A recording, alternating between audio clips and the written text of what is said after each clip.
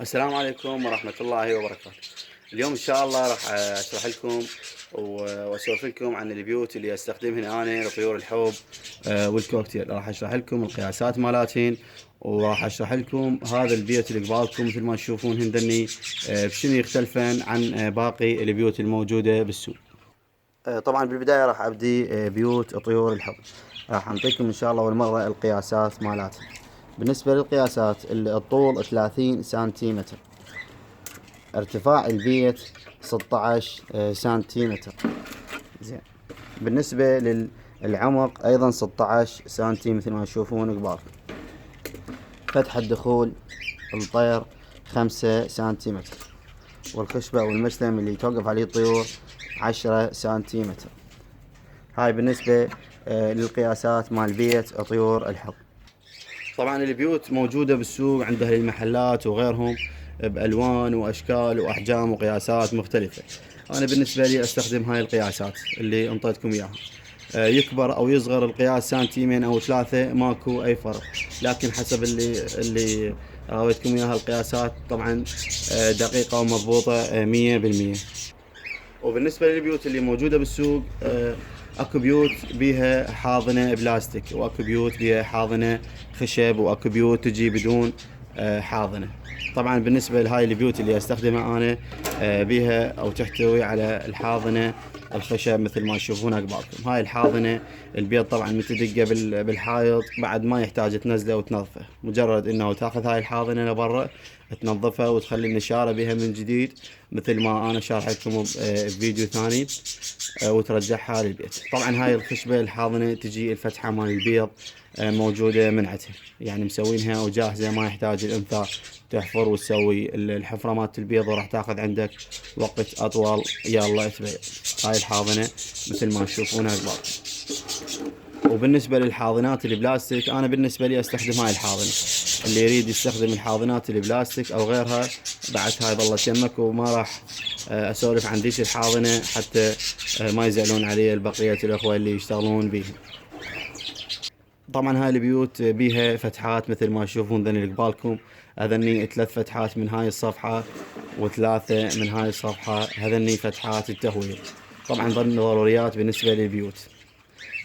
هاي الفتحات انه تمنع يصير رطوبة بداخل البيت، وهاي الرطوبة راح تسبب الفاش اللي تعرفونه انتم، راح يصير بالافراخ والبكتيريا وغيرها من الحشرات، لان راح تصير رطوبة، وهاي الرطوبة يصير جو ملائم لهاي الحشرات اللي تأذي الافراخ.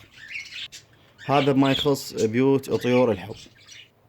اما بالنسبة لبيوت الكوكتيل، فبالبداية راح انطيكم قياساتهن اللي انا استخدمهن.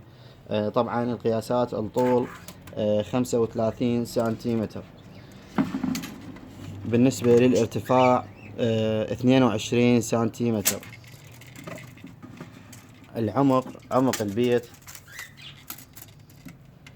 مثل ما تشوفون قبالكم 19 سنتيمتر.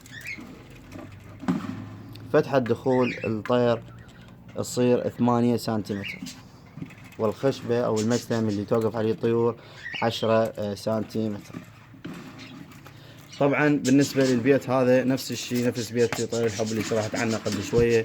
هذا البيت هم موجود من عنده اشكال بالسوق والوان مختلفة، بس انا بالنسبة لي افضل هذا الشكل الاعتيادي.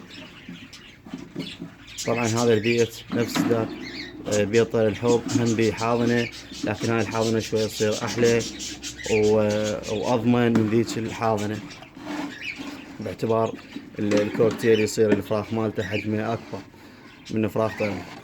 بالنسبة للحاضنة، هاي حاضنة البيت مثل ما تشوفونها قبالكم. الفتحة هم تجي موجودة منعتها.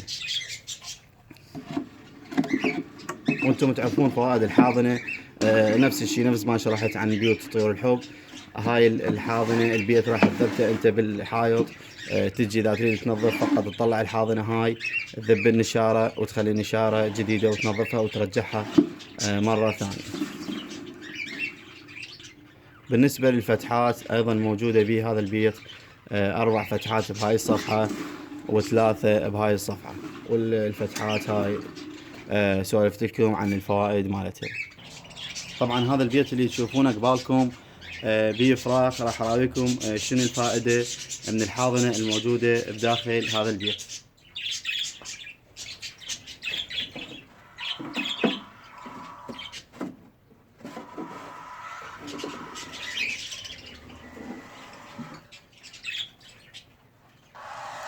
طبعا مثل ما تشوفون الفائدة انه تقدر تطلع الحافظة باي وقت تريده وتنظفها والبيت يبقى مكانه وترجع تخليها مرة ثانية. بالنسبة للبيوت هاي راح اخلي لكم رابط الولد اللي يسويهن. الولد مكانه بالديوانية قضاء الحمزة. راح اخلي لكم الرابط مع صفحته موجودة بالوصف مال الفيديو. اللي يحب يراسله ويطلب من عنده البيوت هاي. طبعا هو الولد عنده توصيل لاغلب محافظات ومناطق العراق. واللي ما قدر يوصل له يراسلني بالفيس ان شاء الله وانا اقدر اوصله اليه بطريقة. والسلام عليكم ورحمة الله وبركاته.